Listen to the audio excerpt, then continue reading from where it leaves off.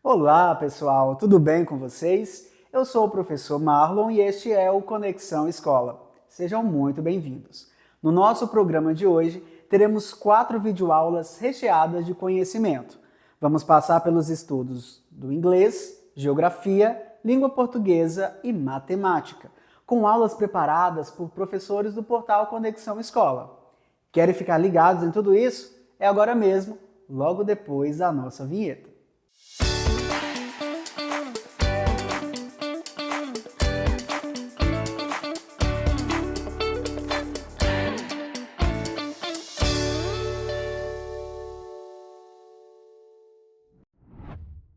As videoaulas de hoje são voltadas para estudantes do 9º ano. Mas claro, qualquer pessoa da família vai enriquecer muito seu aprendizado com esse material. Vamos começar o programa com a professora Suede, de inglês, nos explicando sobre alguns emojis, algo muito usado por todos nós nesses tempos de comunicação digital. A Pro Suede nos ensina a como usá-los da forma correta e sobre como eles são chamados na língua inglesa. Vamos ver. Hello, people! I am Teacher Suede Lourenço. Hoje nós vamos ver, nessa aula de língua inglesa, sobre os emojis, ok? So, today I will explain a few popular emojis and how to use them correctly. Let's go? Vou explicar para vocês alguns emojis e como usá-los da forma correta, bom? Como eles usam, como eles são chamados em inglês, ok? So, let's go! Olha the first one, olha o primeiro.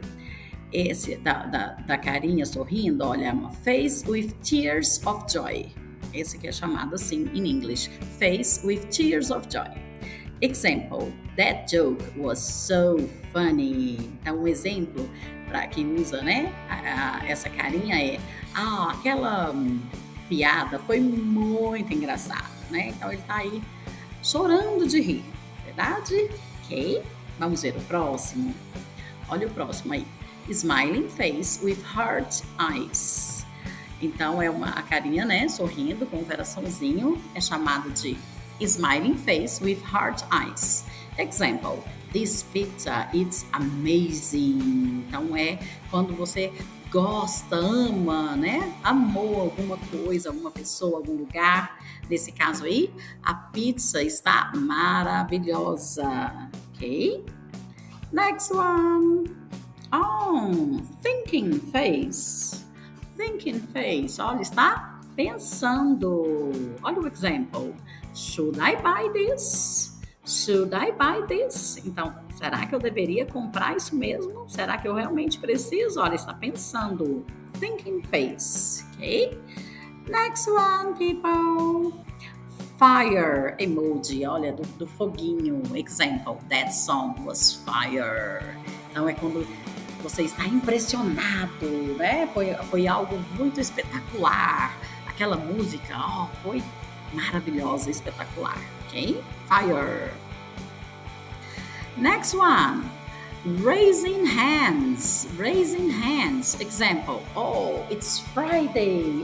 Graças a Deus. Que coisa boa. Que notícia boa. It's Friday. Então, é sexta-feira, né? Então, a gente usa esse aí para mostrar que tá aliviado, né? Ok. Ou esse aí. Exploding head. Exploding head. Example. That magic trick was insane. Então, aquela mágica foi insana, uma coisa assim difícil de acreditar, né? Foi muito bom. Então, ele tá ali, exploding head, com a cabeça, olha, explodindo, não tá conseguindo nem acreditar. Nossa, foi demais. Ok? Next one. Saluting face. Example. Are you finished this project today? Salute, então está salutando, né? Falando aí pro chefe, olha, eu vou terminar esse projeto hoje. De hoje não passa, ok? Nós temos também, olha, os eyes. Example, big news coming soon. Estou curioso, olha o olhinho procurando. Estou curioso para saber as boas notícias, né? Grandes notícias estão vindo, estão por vir. Então, está curioso. Okay? Next one, sleeping. Ai, que sono. Example, that meeting was so long. Or, for example, that meeting, aquele encontro, aquela reunião, ai, foi muito longa, me deu sono, né? Então a gente usa esse aí, certinho? Thank you very much for watching. Obrigada, pessoal. E vamos praticar aí, usar os emojis, ok? E praticar a pronúncia ou uso, como eles são chamados em inglês, ok? Nós nos encontramos no próximo vídeo. See you next time. Bye bye.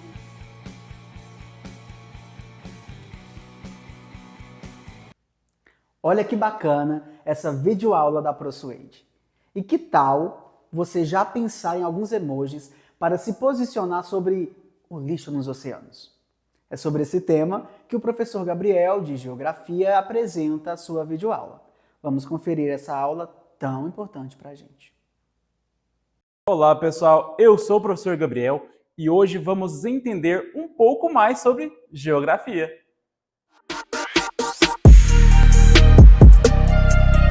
No nosso vídeo de hoje, vamos trabalhar com o tema O lixo nos oceanos. Esse vídeo é direcionado principalmente para as turmas do 9º ano do ensino fundamental.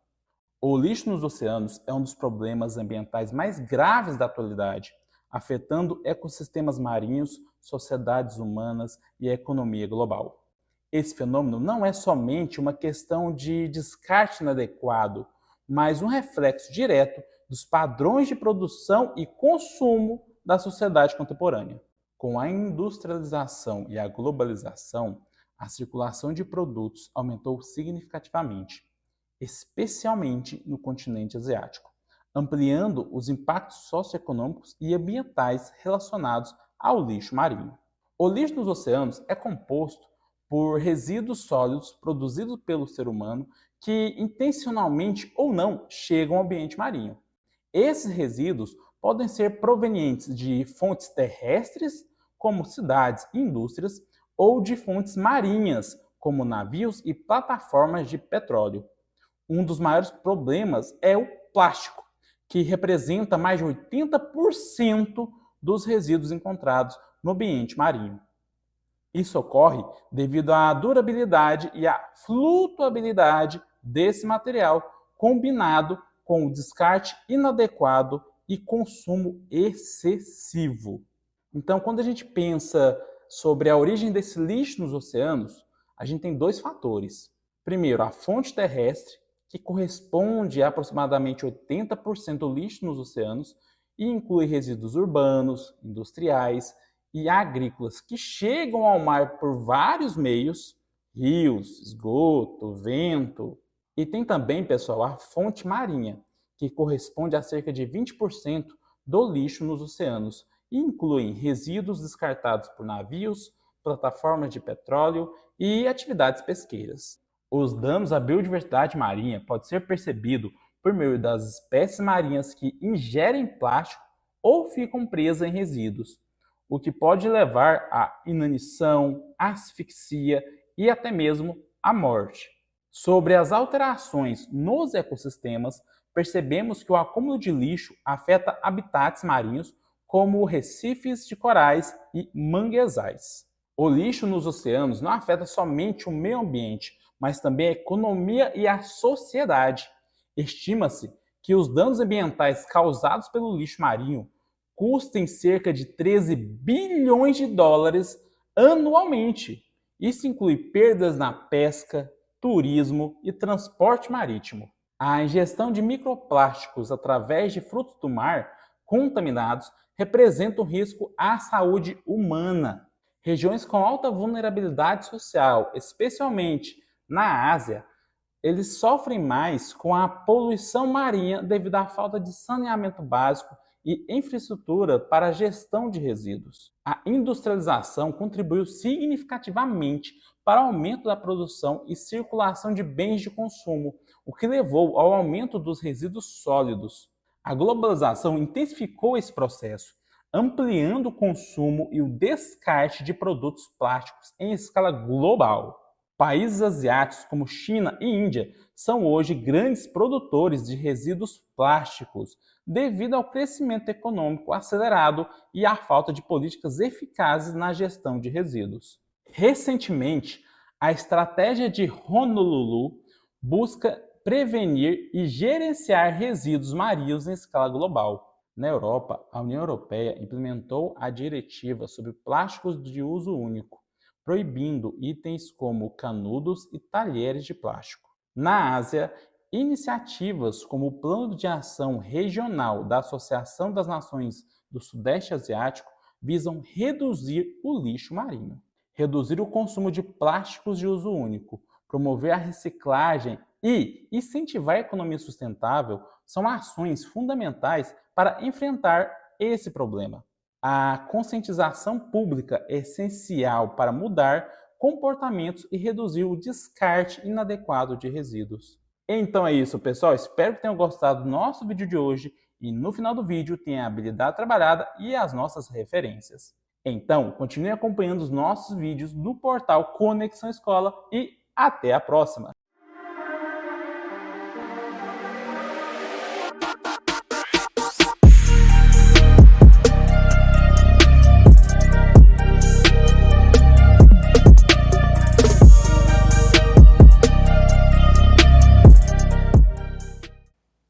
Muito bacana, né? Vamos dar uma pausa para retomar o fôlego e já já nós voltamos para conferir 2 videoaulas bem legais também, de língua portuguesa e matemática. Não saiam daí.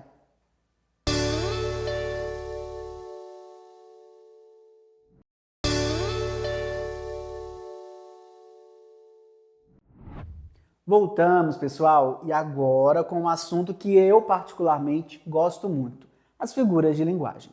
Um tópico da língua portuguesa bem interessante que utilizamos muito em nosso cotidiano.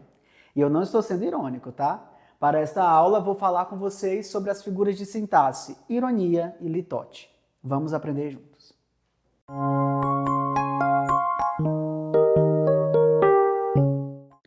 Olá, olá! Hoje vamos dar sequência ao estudo das figuras de linguagem. Sabe aquele momento em que você estuda horas para uma prova, pensa que foi super bem e quando sai a nota, pá, uma nota horrível. Aí um colega olha para você e manda: nossa, parabéns, hein? Super gênio. Pois é, se isso já aconteceu com você, saiba que foi apresentado a ironia. Mas calma, não só de ironia vive a nossa língua. Além desse recurso linguístico, há vários outros. E nesta videoaula, além dessa figura de linguagem, vamos falar sobre outro recurso bem legal, a litote. Pois bem, vamos lá. A ironia é uma figura de pensamento que acontece quando dizemos algo, mas queremos dizer a ideia contrária, como no exemplo que acabei de citar.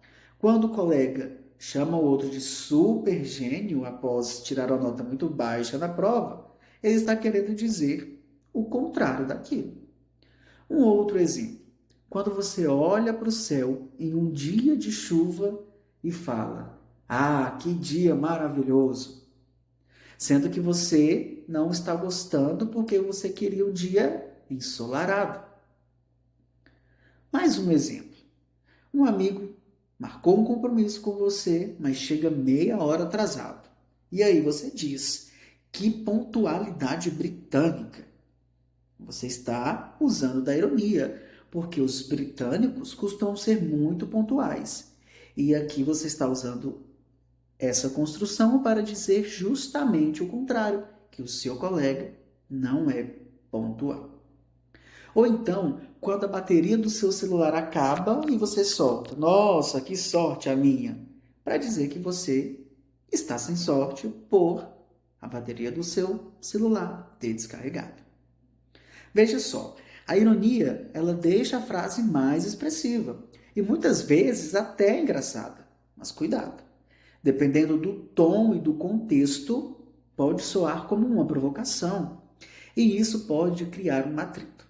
Então, analise bem o contexto em que você está para criar ironias. Agora, se a ironia joga na zoeira, brinca, a figura de linguagem litote domina a modéstia. Litote é uma figura de pensamento que atenua, que suaviza uma ideia por meio da negação do contrário. Como assim? Olha o exemplo. Se você fez um trabalho incrível, mas alguém diz, não ficou ruim. Ou se você manda muito bem em um esporte e alguém comenta, você não joga mal. Então, em vez de afirmar diretamente, a pessoa suaviza a ideia negando o oposto. Parece que está tentando ser discreta, mas na real é um elogio disfarçado. Então, quando alguém diz você não joga mal, está dizendo que você joga bem. Então é isso. A ironia é aquela sacada em que você fala o contrário do que realmente quer dizer, geralmente com um tom divertido ou sarcástico. Já a litote ocorre quando você suaviza a mensagem negando o seu oposto. Então você pode utilizar essas duas construções de pensamento no dia a dia. E aí?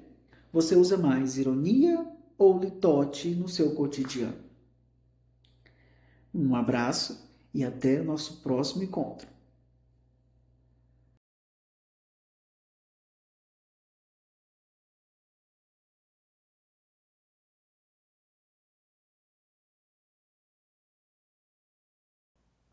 E aí, o que acham dessas figuras de linguagem?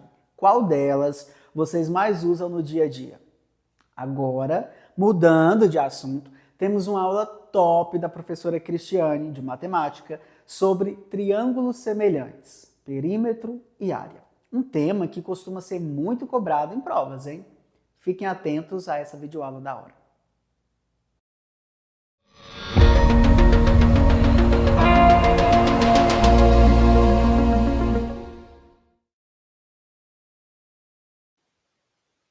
Dois triângulos são semelhantes quando possuem o mesmo formato, os ângulos de mesma medida e os lados com medidas proporcionais. Isto quer dizer que os triângulos são parecidos, mas têm tamanhos diferentes. Veja esse triângulo com medidas de 5, 7 e 10 centímetros. Para criar um triângulo semelhante e maior que este, o aumento não pode ser feito de qualquer maneira. E provavelmente não vai ser na mesma quantidade para todos os lados. O aumento precisa ser proporcional. O aumento deve ser realmente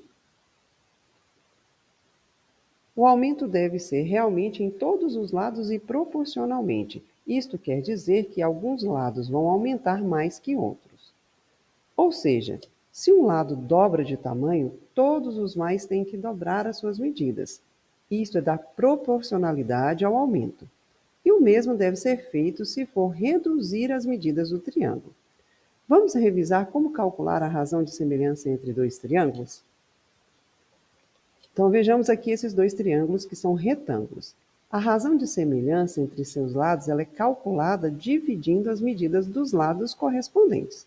Então AB dividido por DE é igual a 8 dividido por 16. Isto é igual a 1 sobre 2. Do mesmo modo, AC, que mede 10 centímetros, dividido por DF, que mede 20 centímetros, tem a mesma razão, 1 sobre 2. Isto é condição de semelhança entre os triângulos, lembra? 1/2 significa que cada 1 centímetro do lado da figura menor é equivalente a 2 centímetros da figura maior. Mas e o que acontece com as outras medidas dos triângulos, como o perímetro e a área? Vamos começar comparando os perímetros, continuando com aqueles dois triângulos que são retângulos. O perímetro é a soma dos lados. Aqui nós vamos somar 6 mais 8 mais 10 centímetros. O total, 24 centímetros. Já para este triângulo maior, nós vamos somar 12 mais 16 mais 20, que tem um total de 48 centímetros. A razão entre os perímetros, eu vou seguir o mesmo sentido do que já fizemos até aqui. Vamos fazer da menor figura para a maior. Então, nós vamos ter 24 dividido por 48. Simplificando as duas medidas por 24, nós temos 1 sobre 2. Veja que a razão entre as medidas dos perímetros dos triângulos é a mesma das medidas dos lados, ou seja, 1 sobre 2. Então, para dois triângulos semelhantes, a razão entre as medidas dos perímetros é a mesma razão das medidas do lado. Isso significa que o perímetro, por ser uma medida linear, ele também é correspondente às. Então, para dois triângulos semelhantes, a razão entre as medidas dos perímetros é a mesma das medidas de lado. Isso se justifica porque o perímetro é uma medida linear, corresponde à soma das medidas dos lados. Logo, se os lados estão dobrando de tamanho, é esperado que essa soma também dobre. Agora vejamos a razão entre as medidas da área dos triângulos. A área do triângulo é dada por base vezes altura dividido por 2. Vamos fazer primeiro esse triângulo que é menor. Então, aqui nós vamos multiplicar as medidas dos catetos. Teremos 6 vezes 8, que é igual a 48, dividido por 2, temos 24 centímetros quadrados de área. Para o triângulo maior, que também é retângulo, a área será base 12 vezes altura 16, que é igual a 192. Dividindo este valor por 2, temos 96 centímetros quadrados. A área aumentou bastante, não foi mesmo? Então vamos ver quanto foi esse aumento. Calculando a razão entre as medidas das áreas, vamos dividir os valores seguindo o mesmo padrão que usamos até aqui, do menor triângulo para o maior. Então vamos dividir 24 por 96, simplificando por 24, obtemos 1 sobre 4. Observe que o aumento não é o mesmo das medidas de lado, mas ele é o quadrado desse valor. Ou seja, 1 meio ao quadrado é igual a 1 sobre 4. Assim, a razão entre as áreas não segue a mesma razão dos lados dos triângulos. A razão entre as áreas ele é o quadrado da razão entre os lados. Vamos colocar isso em prática? Veja aqui duas aplicações desses conceitos. Dois triângulos são semelhantes e a razão de semelhança entre seus lados é de 4 para 7. Se o perímetro do menor triângulo mede 48 centímetros, quanto mede o perímetro do maior? Você se lembra que a razão entre os perímetros é a mesma razão entre os lados. Então, a fração 4 sobre 7 é o resultado da divisão entre a menor medida e a maior medida.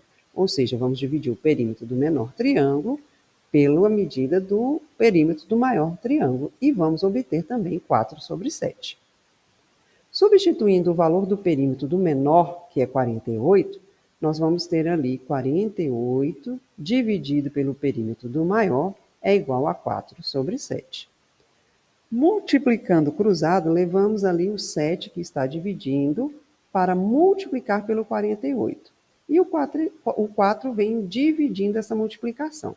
Então, nós vamos ter ali o perímetro do maior é igual a 48 vezes 7 dividido por 4. Esta multiplicação dá 336, dividido por 4, 84 centímetros. Vamos tentar então agora com a área? O mesmo problema, então nós temos dois triângulos semelhantes e a razão de semelhança entre seus lados é de 4 para 7. Agora com a área. Se a área do maior mede 294 centímetros quadrados, quanto mede a área do menor triângulo? A razão dada é a razão entre os lados dos polígonos, do menor para o maior. Porém, o exercício compara com a medida de área. A gente já viu que a razão entre as áreas é a mesma razão dos lados elevada ao quadrado. Então, a área do menor triângulo dividido pela área do maior triângulo é 4 sobre 7 elevado ao quadrado, que é igual a 16 sobre 49. Então, portanto, como se trata de uma proporção, a área do maior triângulo ela está no denominador, né? Então, nós vamos substituí-la por 294. e vamos passar esse 294 para o outro lado. Ele está dividindo na fração da esquerda e passa para o outro lado com a operação contrária, ou seja, nós vamos multiplicar. Então, ali nós vamos ter a área do menor é igual a 16 vezes 294, dividido por 49. Esta multiplicação, 16 vezes 294, é igual a 4.704, que dividido por 49 é igual a 96 centímetros quadrados.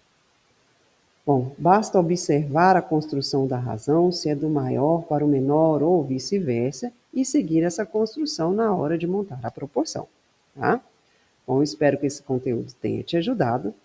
Até a próxima e obrigada!